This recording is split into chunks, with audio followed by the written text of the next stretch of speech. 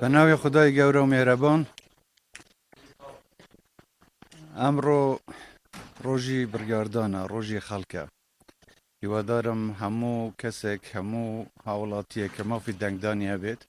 ئەمڕۆ بەشدار لە دەنگدان و بڕیار بدەن لەسەر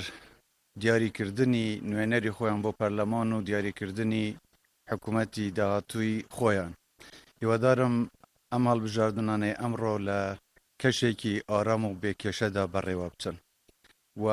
هەروەها هیوادارم کە خەڵکی کوردستان ئەمڕۆ پاداشتی خزمەت و ڕاستگۆیی بدەنەوە و سزای ئەو لایەنانەش بدەن کە یاری بە چارەنووس و مافی خەڵکی کوردستان دەکەن هیوادارم سەرکەوتن بۆ کوردستان بێت و دڵنیام خەڵکی کوردستان هەمیشە سەرکەوتوو دەبن.